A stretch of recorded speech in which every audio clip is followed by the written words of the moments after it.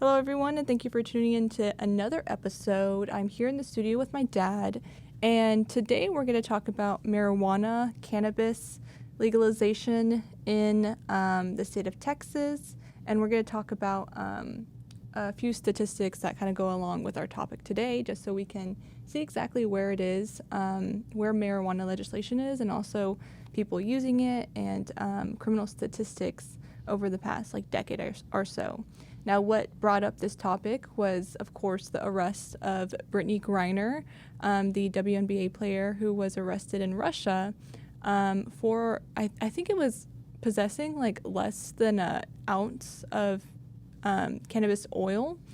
And she got 9 years in prison, which is absolutely insane. And it's obvious that it's a political, ploy. You were going to say something, Dad? Well, two things. One, I think she's just being held hostage because of all the stuff that's going on in the world. Mm-hmm. And two, that sounds like Texas in the 1970s. Mm-hmm. Yeah.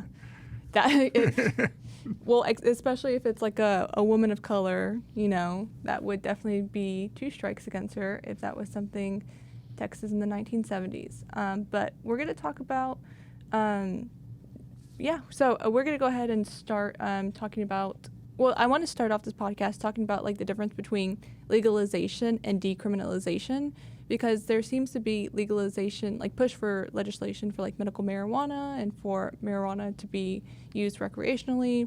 But then there's also efforts to decriminalize marijuana. So I kind of just want to first start off with the legislation of cannabis is the process of removing all legal prohibitions against it.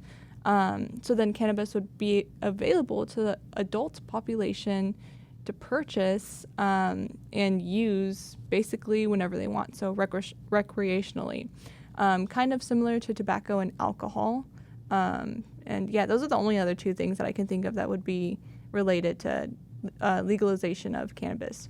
And then decriminalization is the act of removing criminal sanctions against cannabis. So just starting off, those are the 2 different things those are the 2 separate avenues that people are going about legislation for cannabis. Now, specifically in Austin, there have been efforts to decriminalize marijuana possession, usage, etc. But there's still the legislative efforts to legalize it is probably a bigger battle. Do you have any thoughts? Well, it's been a bigger battle for a long, long time. Mm-hmm. I made that joke about Texas up front. I was trying to quickly internet search what was I think it was a felony in a lot of part of the country, or much of the country in the 70s. It's considered a controlled substance. It falls under the controlled substance laws. And so at that time, 60s, 70s, I'm not quite sure when it, as you would say, decriminalization, but when it went from a felony to a misdemeanor? Yeah. Happened. But people would go to jail for very small amounts of marijuana in the 1970s. And considering everything, it was kind of sad. I mean, there were people who were in jail and their lives were ruined because they had a felony over the fact they were carrying probably a couple grams worth. And so it's, whether or not you think marijuana should be legalized or you still think it's harmful to you, that's one argument that has to be overcome. What is the harm that marijuana causes for people, to help people determine if it should be legalized? Because, of course, if there's no harm, why is it illegal? If it does create harm to people, then you need to look at what is that harm and what are the appropriate punishments or resolutions to resolving that issue. Mm-hmm. So it's pretty funny that, for anybody who doesn't know, marijuana was legal up until the 1930s in the United States. Mm-hmm. There was a movie called, and this was during Prohibition. So remember, the 1930s, Prohibition was going on. So they took the people who put Prohibition in place. Oh, actually, Prohibition had just ended. Prohibition was in the 20s. The people who put Prohibition in place lost because there was another constitutional amendment that removed Prohibition and people could buy alcohol again. So they came out with a movie called Reefer Madness to basically get social get everybody ramped up about, how dangerous this drug was, and they made it illegal in the 1930s. It stayed illegal for many decades, and of course, staying up into the 70s and 80s and 90s. Somewhere in the 90s, 2000s, the country started lowering the penalties, lowering the type of crime it was for holding small amounts of marijuana. So that's a little bit of the history. And of course, Texas, as being a conservative state, tends to lean towards conservative laws on social issues. And of course, they consider marijuana controlled substance evil. They're going to be more apt to regulate it or criminalize it more often, not regulate it, but criminalize it. One thing I did notice, and we've been going through a lot of resources here, so I can go back to the one where I found, and you've probably noticed this if you live in Texas, throughout Texas, in the major cities, even though the crime, it's a misdemeanor, still exists, they really aren't prosecuting for small amounts nowadays, and that's one of the things they mentioned in this article. I'm trying to go back and re-find if I will. Wait, I'll let you know. Before you move on, I do want to hit on that note because I actually have like a number that goes along with what you're saying, and it says basically over the past decade, legalization of marijuana, or not legalization, criminal acts against marijuana has gone down from like 72,000 to about 22,000. So to go along with what you're saying, there is a decline in the amount of criminal arrests and prosecutions, yes, against it. That's a pretty significant amount. And then also just to add to your point that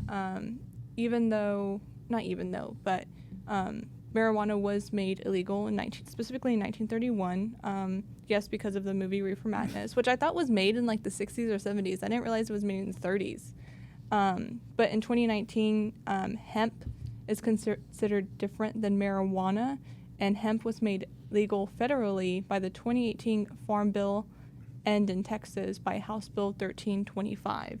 So in 2019/2018 is when hemp became identified as different than marijuana, and that's why there's been a lot of confusion, at least during that time, where it was like, okay, hemp and marijuana, like, will I be charged for possessing hemp, And the difference there is the actual chemical, the controlled substance, THC, and that's initials. I couldn't even begin to say what that spells out. I've seen it. It's THC is actually a conglomeration of a word, but that chemical is what creates the high when you smoke marijuana or ingest marijuana, and so that difference is tetrahydrocannabinol. There you go. I tried it. Good for you. So that's where they tried to say hemp doesn't contain this, so you can do it.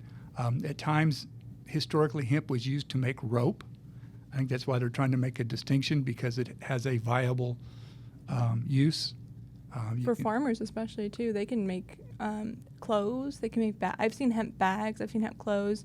You can bake with it. You can use it in protein shakes. I think it's a complete protein or something like that. There's a lot of like hemp protein-specific products. So if you can separate out the plant part of the marijuana that doesn't have THC, then there's no reason to, illegalize that or criminalize that. Mm-hmm.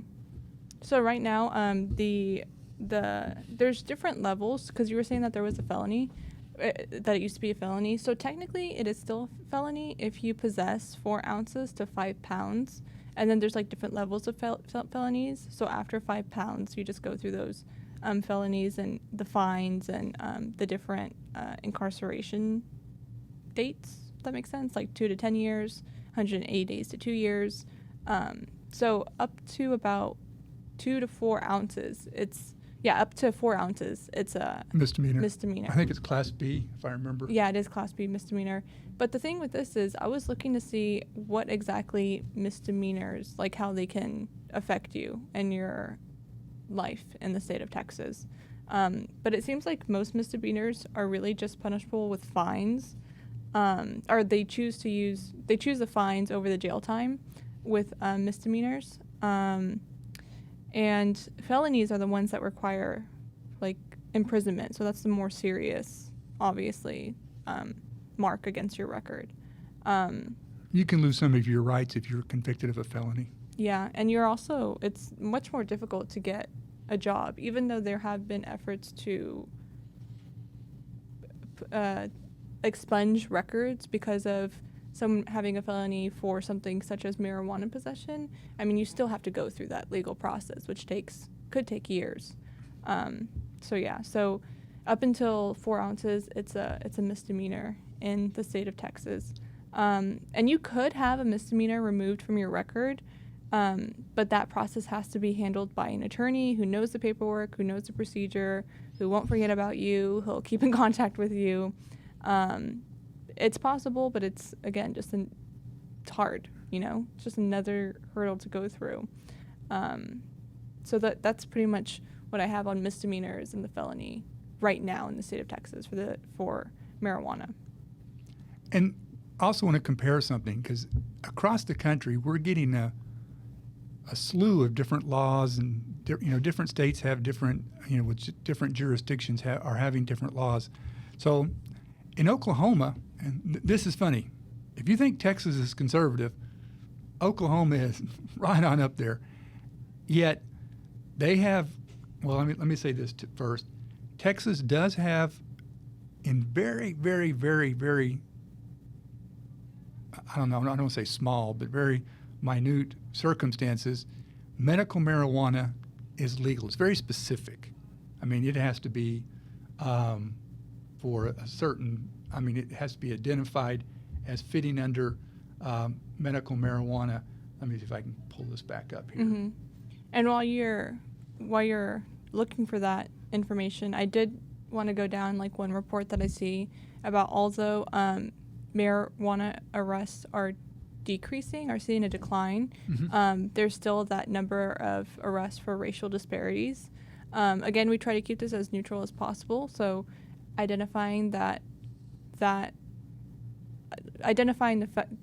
exact point does tend to be on the more liberal side, but again, it's just the truth of the matter of the situation about what's happening in the state of Texas with marijuana. And of course, just from, I don't want to say personal experience, but I do want to have this discussion along with decriminalization and legalization, the harm that marijuana can cause. I know a lot of people will say, it's legally proven that people can't get addicted to it, that people can't die from it, but I don't think that's a valid argument for a substance such as marijuana, because I don't think there's really been enough research to identify that. But go ahead. No, so I couldn't find the exact reasons you can use medical marijuana in Texas, but I did find this information. As of 2021, there are only 7,000 patients listed in the medical marijuana registry. So you talk about a state with, over 25 million people. 7,000 people is not a very large part of the population. So, and only 348 physicians, now this is 2021, can prescribe medical marijuana. So I'm trying to find the specifics, but that shows you right there, it is under very, very limited circumstances that you can use medical marijuana in Texas. Now, here we go. Epilepsy, seizure disorders, multiple sclerosis, MS, yeah. Spasticity, amyotrophic lateral sclerosis, I don't know autism, terminal cancer. So, and again, I'm sure a lot of those people that are, that are afflicted with these I don't want to say disorders, I hate that word. Illnesses, they may not all know they can, or they may, many of them probably, it's not something that's on their radar to even think about, because it's not a well-known fact that this marijuana in Texas has some limited legal use. Mm-hmm. Now, going back to Oklahoma has legalized medical marijuana. It's a little bit more broader, yet what's funny is the growth of the marijuana business in Oklahoma has blossomed so much that they are now putting limitations on people who can get licenses to grow and dispense medical marijuana. It became a booming industry. That's the thing, like the economic factors that a lot of people talk about when it comes to marijuana. Yeah. it Oh, contributes- that's. Oh, yeah. That you could. and how it's good for American businesses, and it also like brings back those practices, those farming practices, back to the United States. People can start owning their own land to do this kind of stuff. And you can do these in hydroponic or greenhouse type environments too. So you could be pretty successful with a limited amount of space. But I just thought it was funny that Oklahoma had to. This is just for a couple years ago. They made these changes, and it just blew up on them to the point that they said, "Hey, what's going on here?" But they do have a very large and prosperous marijuana industry in Oklahoma, which I just think that's ironic, but it's funny. In New Mexico, another neighbor of Texas to our west, recreational marijuana is legal. Of course, in each of these situations, there's regulations. How do you do this? Government control. You have to register. You got to do these things and apply with the state to become licensed and all this. But so you can see just with 3 states, Texas, Oklahoma, and New Mexico, kind of how it's playing out across the country, how this is slowly starting to change from the 1930s to now. It's not something that's happened right away. Obviously, it took years for medical marijuana anywhere in the country to come into play. Texas is very strict. Oklahoma is trying it. They're finding that maybe they want to kind of reevaluate what they're doing. And then New Mexico is taking it a step even further. And then you talked about alcohol and tobacco earlier. Those are, 2 other, we'll call them recreational substances. Yeah, endeavors. Endeavors, yeah. And so it's hard, are they an apple-to-apple comparison, or are we talking apple-to-oranges comparison? Because I think it's apple to apple. Is it? I don't know. I'm not saying it is or it isn't. I'm just saying that's one thing. If you're going to say we're going to make laws for tobacco, we're going to make laws for alcohol, and we're going to make laws for marijuana, are we going to make them the same because it is apples to apples, or do we recognize, is one worse than the other? Well, okay, maybe it's not. Maybe marijuana isn't like apples to apples to tobacco and alcohol, because those have shown like negative side effects. But maybe to another drug substance, such as like not codeine, but like like one of those like serious medical drugs that can be used for both good and can also have the potential for abuse. And I think that's with the way that we're having medical marijuana, some people look at it based on that thought. But if we were nationally or Texas to go to a recreational marijuana environment, again, it goes back to how much harm does marijuana do? I mean, we accept alcohol legally. If you're 21 years old, you can go get a case of beer. You can go get a bottle of wine, whatever. But we also know there are a few million people in this country who cannot drink alcohol. They are addicted to it, and they have gone through rehabilitation to come off of it, and they cannot drink alcohol for the rest of their lives because they became addicted to it, and it created harm for them and their family and maybe other people. I.e. MAD, they did the campaign in the 80s to make people aware that drinking and driving just doesn't work. And you have to give them credit for that. So where do we go with marijuana? Do we have drinking and driving law or drinking and smoking laws for marijuana? Can they do a blood test to determine how much THC levels and what is a THC level that you cannot drive? True. Again, that's why I bring it up. Is it apples to apples or is it apples to oranges? If we bring it in recreationally, what are the parameters around being out in public stoned out of your mind? Yeah. So, but that's another thing. It's like you can use it, and it affects different people. It affects people differently. Because I know some people who have used it recreationally in California, and they acted, I don't want to say like a schizophrenic, but they definitely had like paranoia and anxiety. And it was like you would see them in class in college, and you'd be like, this guy is just weird. You know, like you could see that there was something and you could smell it, you know, and it was kind of just like, okay, this isn't necessarily a habit that's like, this is just a coping mechanism. It's not something that's actually like helping them. Whereas if it was a medical marijuana situation, if you have a good doctor, then it's probably something that could be in the long term like just beneficial for you.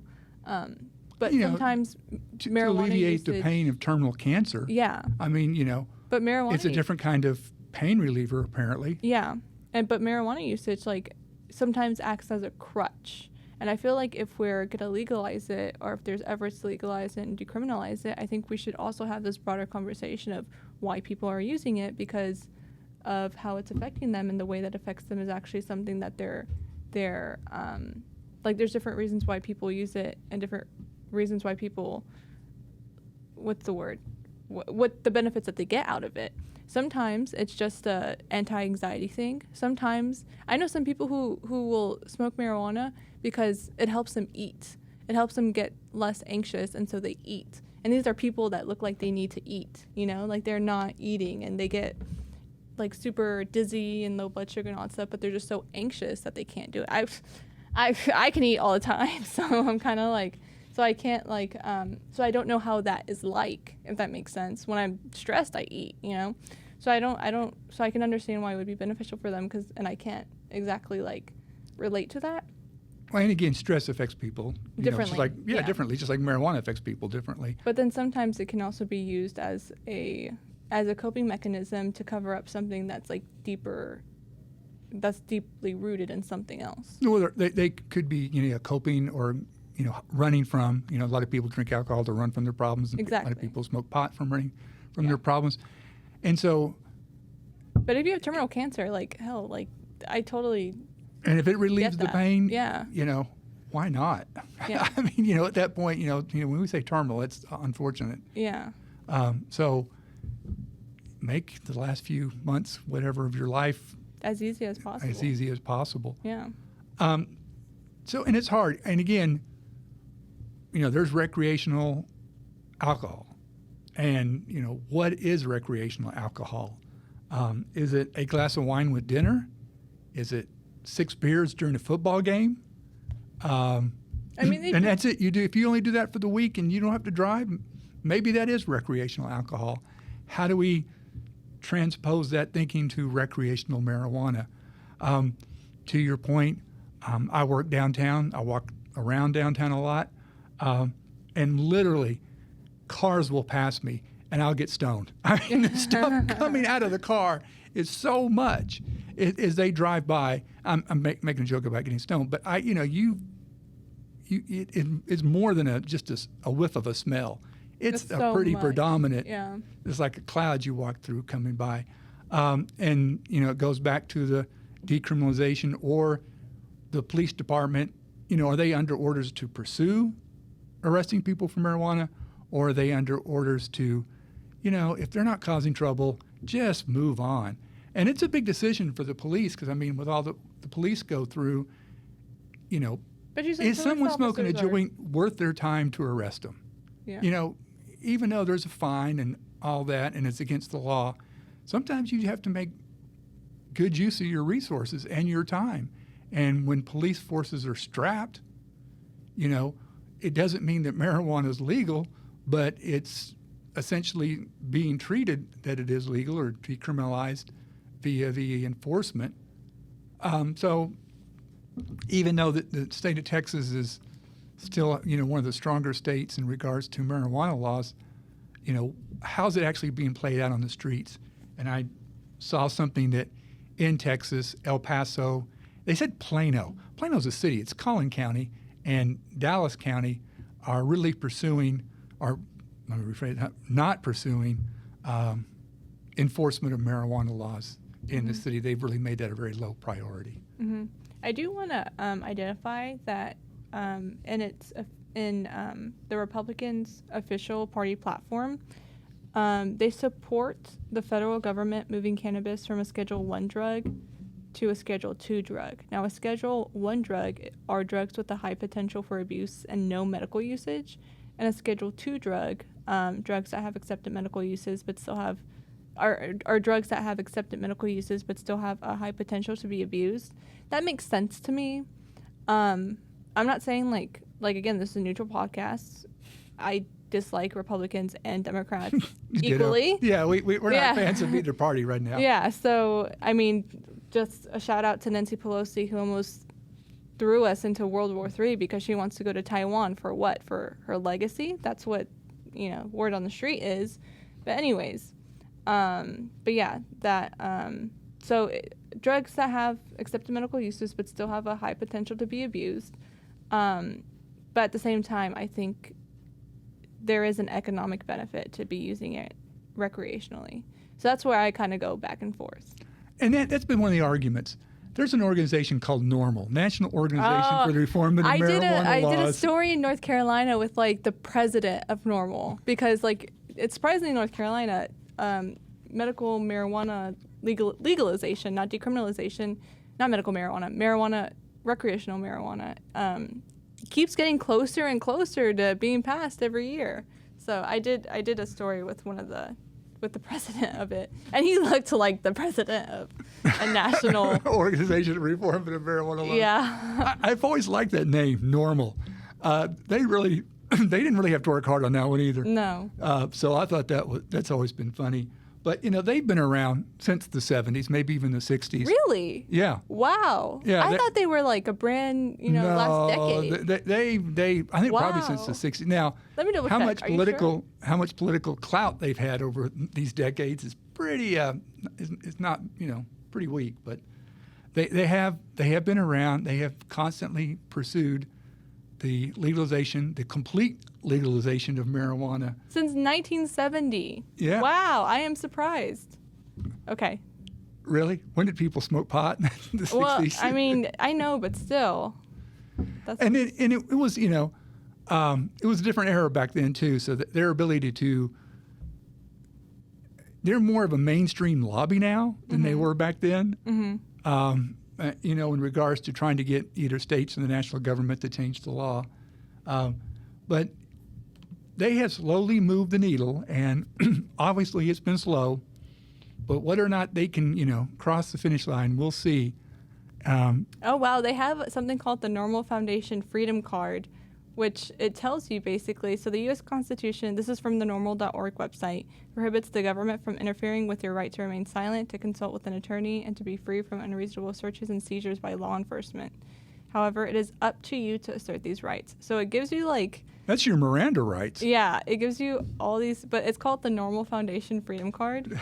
That is so interesting. They also have, this is interesting that I do want to, because my story that I did on it was about the bill in North Carolina's House, either House or their state Senate. I don't know, something like that. I don't know if it got past the House. And I was just basically talking with I talked with this person who was the pro for it, obviously, and I talked to someone in the House. No, I talked to a sheriff, actually, who was against it, and then I talked to someone in the House about the process for it. It was something about the principles of using marijuana ethically, which I thought was interesting, but I just lost it. It's an interesting point.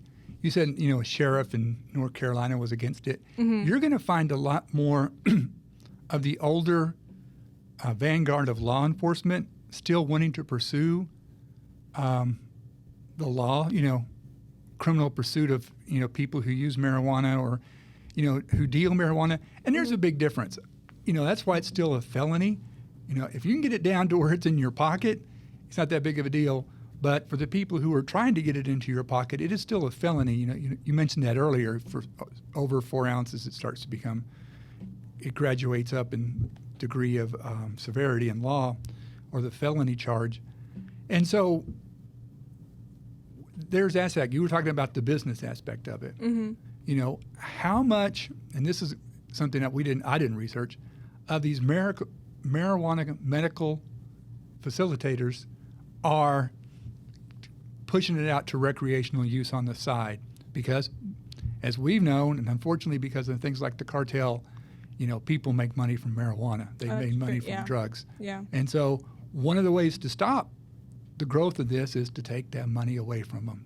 Is legalizing marijuana a viable way to do it, or do we need to keep studying it, like you mentioned earlier, to see how bad is it really? A lot of people said that, they've done the studies. I'm going to counter you a little bit. I don't have, but it's been studied for decades. So there's going to be some people who will say that we know the dangers and we know the benefits. Mm-hmm. Yeah, I guess I do want to revoke that thing I said earlier in the podcast about, like, we're not exactly sure how, because it has been studied, we're not exactly sure how it affects a person. I think the argument I'm trying to make is that it can affect a person both positively and negatively, and I don't think the negative effects are as talked about, because it can have serious medical effects like psychosis and schizophrenia and all that stuff for someone with underlying mental issues. Yeah, or just the fact that you're smoking it.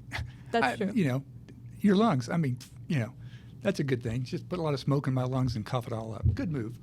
Yeah, I mean, there's I don't know if it's as serious as tobacco. Tobacco, yeah. Or the Because the chemicals in tobacco. carcinogens are different. Yeah. Yeah, they're big different. But it doesn't mean I think it's good for your lungs. I mean, obviously, Right. You're ingesting. But neither is alcohol. Is good for your brain. Yeah. Or your kidney or your liver. Liver. So again, we accept recreational use of alcohol. How do we define it? We still struggle with that, I think. So apples, oranges, apples. That is where we are trying to figure out. Right now. Okay, so I'm going to wrap up this episode with the principles of responsible cannabis use according to NORML.org, because I think it's interesting. I think if you're legislating for something, you should have some sort of code of ethics for what you're legislating for. So there's 5. First, no driving. No, just kidding. First, adults only. Second, no driving. 3, set and setting. Now let me go more into this one. The responsible cannabis user will carefully consider his/her set and setting, regulating use accordingly. Set refers to the consumer's values, attitudes, experiences, and personality, and setting means the consumer's physical and social circumstances. The responsible cannabis consumer will be vigilant as to conditions, time, place, mood, etc. Smoke it at home. Yeah. Or just smoke it when you're not around children, when you're babysitting, No, not when you're babysitting. Not when you're babysitting, yeah. Okay. 4, resist abuse. Use of cannabis to the extent that it impairs health, personal development, or achievement is abuse, to be resisted by responsible cannabis users. And 5, respect rights of others. Smoke it at home. Yeah. Do not get that smell in my hair. Do not get that smell when I'm walking down the street. Yeah. I mean, really. Again, it's like smoking a cigarette. If you're doing something while you're driving, you're distracted. Okay, so we are wrapping up this conversation. Thank you so much for joining us. I have the rest of the day to work. So, hope everyone enjoys their Saturday.